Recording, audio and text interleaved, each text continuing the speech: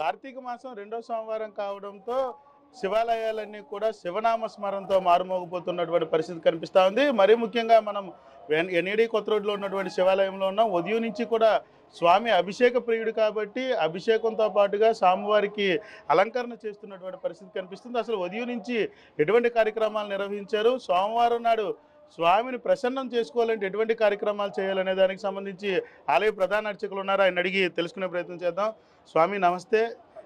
రెండో సోమవారం కార్తీక మాసం, స్వామికి ఎటువంటి పూజలు నిర్వహించారు? ఉదయం 2 గంటల నుండి కూడా ఈ దేవాలయంలో ప్రత్యేకమైనటువంటి పంచామృతాలతోని ఫలోదకాలతో కూడా సుగంధ ద్రవ్యాలతో కూడా అభిషేకాలు చేస్తున్నానండి. విశేషంగా జనం అయితే వచ్చారు, ఈరోజు చాలామంది వచ్చారు. అలాగే ఈ యొక్క దేవాలయంకి ఒక విశిష్టత అనేది ఒకటి ఉంది. ఇది 1960లో కట్టారండి. ఈ స్వామి 1960, ఇప్పటికి 60 సంవత్సరాల పైన అయిపోయింది. అదే పడవట ముఖంగా ఉంది. సజ్జోజాతముఖ శివుడు ఎక్కడా కూడా సజ్జోజాతముఖుడు అనే పడమట దిక్కుగా ఉన్నటువంటి శివాలయం ఎక్కడా లేదు. ఎక్కడ తప్పించి ఎక్కడా లేదు. దీనికి ఏం కోరికలైనా తీరుతాయి, ఏం కోరుకున్నా తీరుతాయి.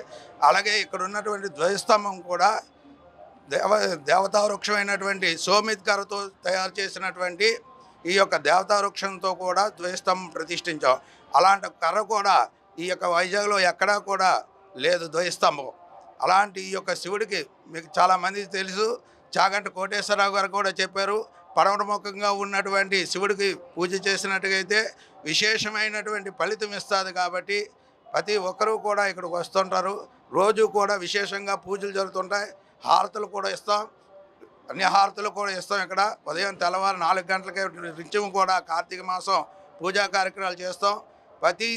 ప్రతి సోమవారం కూడా తెల్లవారు 2 గంటలకు వచ్చి ప్రత్యేకమైనటువంటి పూజలు చేసి 4 గంటల నుండి కూడా భక్తులకు ఎటువంటి అసౌక్యాలు లేకుండా మేము చూసుకుంటున్నాం.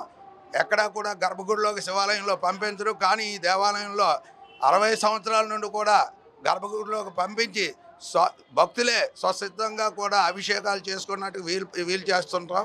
కాబట్టి ఈ శివుడికి విశేషమైనటువంటి ఫలితం లభిస్తుంది. ప్రతి ఒక్కరికి కూడా చాలామంది చెప్పుకుంటారు, ఇక్కడ ఏం చేసి మొక్కుకున్నా ఇక్కడ జరుగుతున్నాయని చెప్పేసి చాలామంది అంటారు.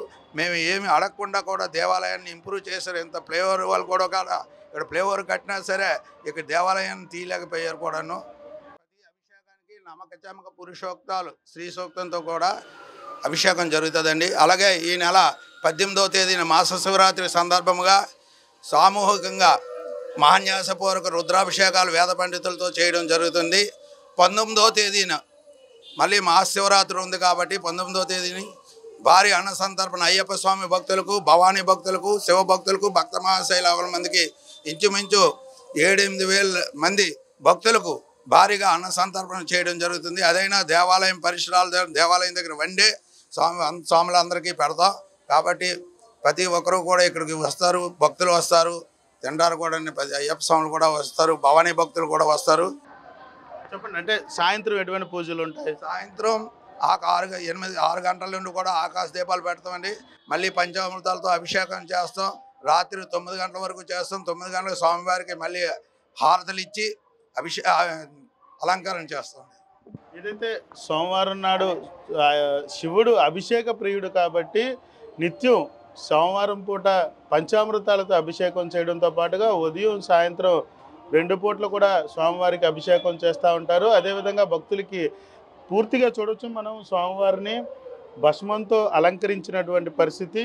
నీట్గా కూడా స్వామివారిని అందరికీ కూడా దర్శనం ఇచ్చేలాగా భక్తులు తమ స్వయంగా చేతితో అభిషేకం చేసుకునే అవకాశం అయితే గుడిలో కల్పిస్తున్నటువంటి పరిస్థితి కనిపిస్తూ ఉంది.